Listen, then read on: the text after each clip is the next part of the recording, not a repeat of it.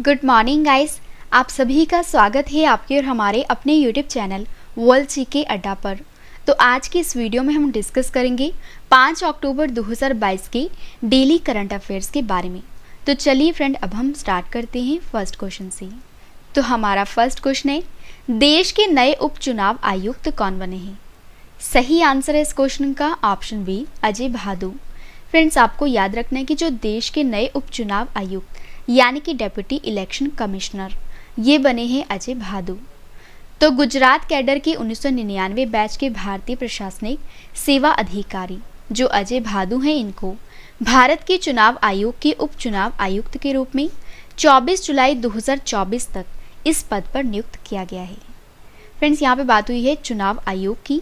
तो आइए चुनाव आयोग से रिलेटेड कुछ इंपॉर्टेंट क्वेश्चन जान लेते हैं जो कि आपके एग्जाम के लिए इंपॉर्टेंट रहेंगे। तो फर्स्ट है, भारतीय संविधान की किस अनुच्छेद में निर्वाचन आयोग के लिए प्रावधान है? आंसर है अनुच्छेद 324 में। निर्वाचन आयोग का चेयरमैन कौन होता है? आंसर है मुख्य निर्वाचन आयुक्त। नेक्स्ट है, प्रत्यक्ष निर्वाचन किसे कहते हैं? आंसर है जनता के द्वारा प्रतिनिधि चुनना, इसे क्या कहा जाता है? प्रत्यक्ष निर्वाचन। नेक्स्ट है, भारत के मुख्य चुनाव आयुक्त की नियुक्ति कौन करते हैं? तो ये करते हैं राष्ट्रपति। भारत में निर्वाचन सूची तैयार करने की जिम्मेदारी किसकी होती है? तो ये होती है निर्वाचन आयोग की। निर्वाचन आयोग का प्रमुख कौन होता है? आंसर है मुख्य निर्वाचन आयुक्त।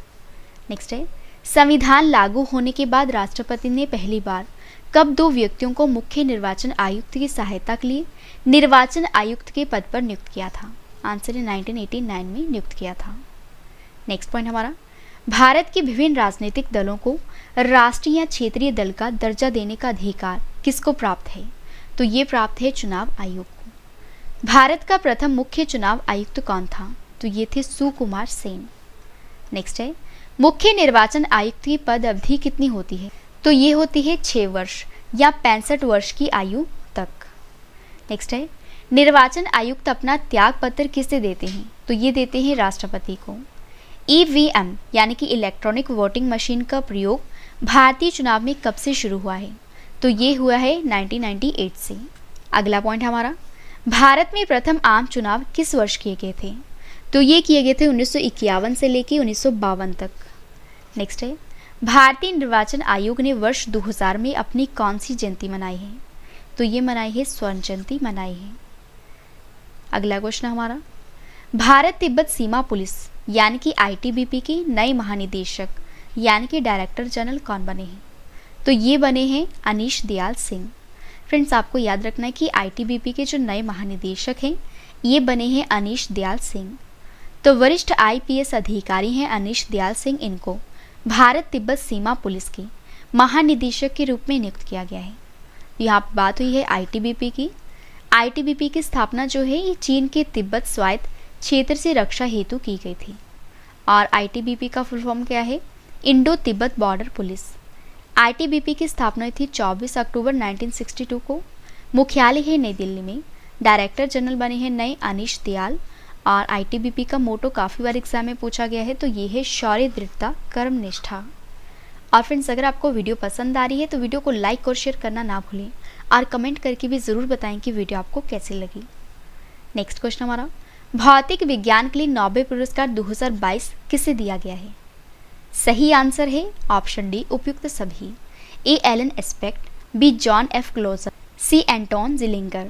तो भौतिक विज्ञान के लिए जो नोबेल पुरस्कार 2022 से ये दिया गया है 3 वैज्ञानिकों, जिनके नाम क्या है? Alain Aspect, John F Clauser, Anton Zeilinger. और फ्रेंड्स, आपको ये भी याद रखना है कि भौतिक विज्ञान के क्षेत्र में जो नोबेल पुरस्कार है ये प्रदान किया जाता है royal Swedish academy of sciences के द्वारा। तो royal Swedish academy of sciences ने एलन एस्पेक्ट जो कि फ्रांस के हैं, जॉन ऑफ क्लोजर जो कि यूएसए के हैं, एंटोन जिलिंगर जो कि ऑस्ट्रिया के हैं, इनको भौतिक के क्षेत्र में नोबेल पुरस्कार 2022 दिया है। और तीनों वैज्ञानिक को यह पुरस्कार जो है ये क्वांटम मैकेनिक्स के क्षेत्र में कार्य करने के लिए दिया गया है।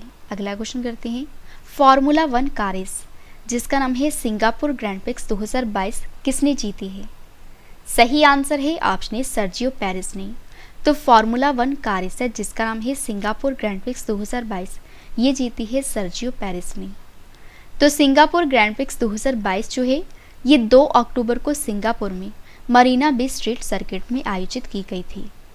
और फ्रेंड्स इस रेस में टॉप पे हैं, फर्स्ट पर है सर्जियो पेरेस जो कि रेडबुल के ड्राइवर हैं, सेकंड पर है चार्ल्स लेक्लर्क जो कि फेरारी के रेसर हैं, और थर्ड पर है कार्लोस सेंज जो कि फेरारी के रेसर हैं।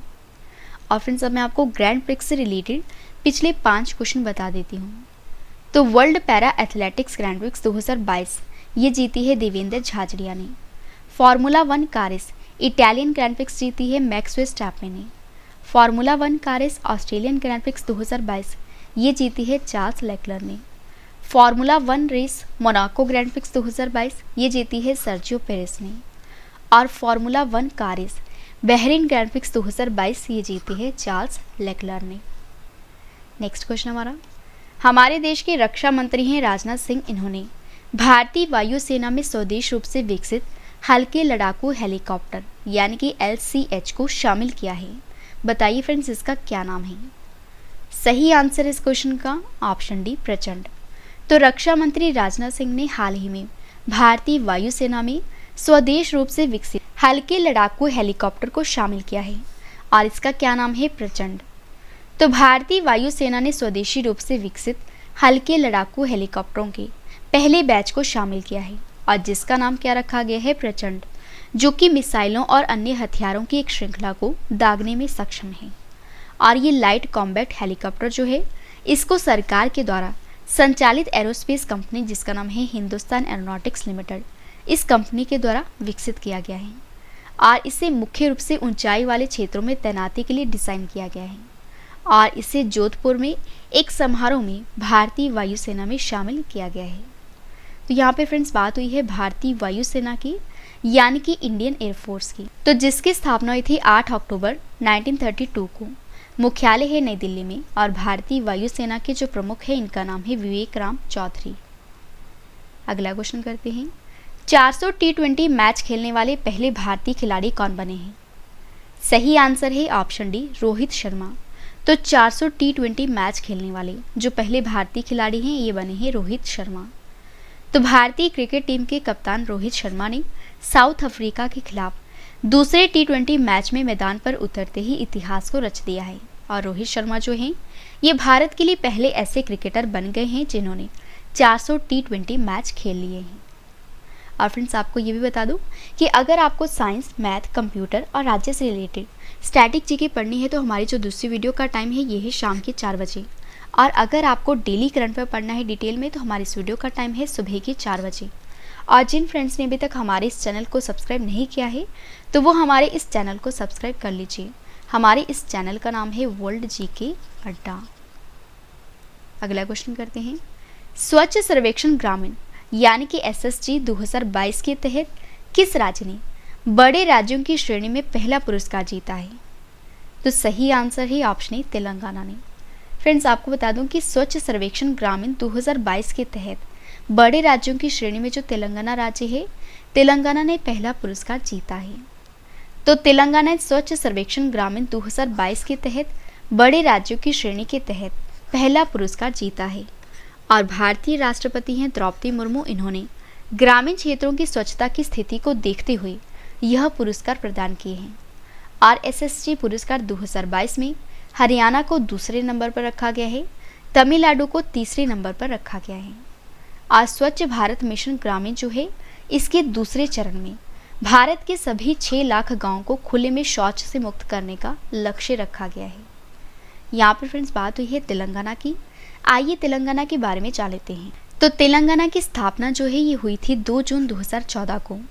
राजधानी है हैदराबाद। तेलंगाना की राजकीय भाषा है तेलुगु। तेलंगाना के सबसे पहले मुख्यमंत्री थे श्री कल्वाकुंतला चंद्रशेखर राव जी और वर्तमान में कौन है के चंद्रशेखर राव। तेलंगाना के सबसे पहले राज्यपाल थे ESL नरसिम्हन जी और वर्तमान में राज्यपाल कौन है तमिलिसाई सौंदरराजन। तेलंगाना का जो राजकीय पशु है ये है चीतीदार हिरन। राजकीय फूल है टंगेडू। राजकीय पेड़ है जमेट्री। राजकीय पक्षी है इंडियन रोलर। और तेलंगाना में नदियाँ कौन सी हैं गोदावरी और कृष्णा। वहीं अगर हम फ्रेंड्स बात करते हैं तेलंगाना की बाउंड्री की तो तेलंगाना की जो सीमाएं हैं लगती हैं महाराष्ट्र, छत्तीसगढ़, कर्नाटक, आंध्र प्रदेश के साथ। तेलंगाना में जो लोकसभा सीटें हैं ये है 17 और राज्यसभा सीट कितनी है 119। नेक्स्ट क्वेश्चन हमारा, विश्व आवास दिवस 2022 कब मनाया गया है? सही आंसर है ऑप्शन सी 3 अक्टूबर को। तो वर्ल्ड हैबिटेट डे 2022 ये मनाया गया है 3 अक्टूबर को। तो संयुक्त राष्ट्र ने हर साल अक्टूबर के पहले सोमवार को विश्व आवास दिवस के रूप में मनाने के लिए नामित किया है, ताकि फ्रेंड्स हमारे आवासों की स्थिति और सभी के पर्याप्त आश्रय के मूल अधिकार पर विचार किया जा सके। और सबसे इम्पॉर्टेंट पॉइंट है इस क्वेश्चन का, विश्व आवास दिवस 2022 की थीम रखी गई है mind the gap, leave no one and place behind. Next question हमारा, पुलिस की सहायता के लिए किस राज्य की सरकार ने सत्य निष्ठा मोबाइल ऐप को लॉन्च किया है? सही आंसर है ऑप्शन ए हिमाचल प्रदेश। तो पुलिस की सहायता के लिए हिमाचल प्रदेश राज्य की सरकार ने सत्य निष्ठा मोबाइल ऐप को लॉन्च किया है। और हिमाचल प्रदेश के मुख्यमंत्री जयराम ठाकुर ने सत्य निष्ठा नाम ऐप से लॉन्च किया है, और जिसके जरिए पुलिस को राज्य में आपराधिक गतिविधियों की जांच और नियंत्रण करने में मदद मिलेगी। नेक्स्ट और लास्ट क्वेश्चन करें इस वीडियो का, किस राज्य की सरकार ने सभी गरीबों के लिए आसरा पेंशन योजना को शुरू किया है? सही आंसर है ऑप्शन डी तेलंगाना। तो तेलंगाना सरकार ने क्या किया है कि सभी गरीबों के लिए आसरा पेंशन योजना को शुरू किया है। और तेलंगाना सरकार ने राज्य के कल्याणकारी उपायों और सामाजिक सुरक्षा जाल रणनीति के एक हिस्से के रूप में आसरा पेंशन को शुरू किया है। और आसरा पेंशन का उद्देश्य क्या है कि सभी गरीबों के लिए जीवन सुरक्षित करना है, और यह राज्य के वृद्ध वर्ग, विधवाओं, शारीरिक रूप से असक्षम और श्रमिकों के लिए पेंशन सुविधाओं का लाभ उठाने के लिए एक कल्याणकारी योजना है। तो फ्रेंड्स, मैंने आपको जो 5 अक्टूबर 2022 के करंट अफेयर्स थे आपको करवा दिए। आज जो मैंने आपको कल करंट अफेयर्स करवाए थे इनका एक बार आपको रिवीजन करवा देती हूँ। तो फर्स्ट क्वेश्चन है रिवीजन का, दुनिया के पहले CNG टर्मिनल को कहाँ पर विकसित किया जाएगा? तो ये किया जाएगा गुजरात के भावनगर में। चिकित्सा विज्ञान के लिए नोबेल पुरस्कार 2022 किसे दिया गया है? ये दिया गया है स्वाति पाबो को। वार्षिक स्वच्छता सर्वेक्षण 2022 के अनुसार भारत का सबसे स्वच्छ शहर कौन सा बना है? आंसर है इंदौर। अंतर्राष्ट्रीय अंतरिक्ष यात्री महासंघ के नए उपाध्यक्ष कौन बने हैं? आंसर है अनिल कुमार। हाल ही में यूनिसेफ की एक रिपोर्ट में बाल विवाह के अनुसार यदि लड़कियों को उच्च शिक्षा प्रदान की जाती है तो बाल विवाह कितने प्रतिशत कम हो सकते हैं? आंसर है 80%। साहित्य के क्षेत्र में 32वें बिहारी पुरस्कार से किसे सम्मानित किया गया है? आंसर है डॉक्टर माधव हाडा को। अगला क्वेश्चन हमारा, इंडिया टूरिज्म स्टैटिस्टिक्स 2022 रिपोर्ट के अनुसार विदेशी पर्यटकों की संख्या किस राज्य में सबसे अधिक रही है? आंसर है महाराष्ट्र और तमिलनाडु में। वनलाल हुमा को किस देश में भारतीय राजदूत नियुक्त किया गया है? आंसर है कोलंबिया में। महिला एवं बाल विकास मंत्रालय के द्वारा हाल ही में पोषण उत्सव 2022 का आयोजन कहाँ किया गया है? आंसर है नई दिल्ली में। लास्ट क्वेश्चन है हमारा रिवीजन का, अंबेडकर आ लाइफ नामक पुस्तक के लेखक कौन है? आंसर है शशि थरूर। तो फ्रेंड्स, मैंने आपको पिछले वाले करंट अफेयर्स का रिवीजन भी करवा दिया। फ्रेंड्स, वीडियो पसंद आए तो वीडियो को लाइक और शेयर करना ना भूलें। तो आज के लिए बस इतना ही, अब हम मिलते हैं अगली वीडियो में। तब तक के लिए जय हिंद, जय भारत।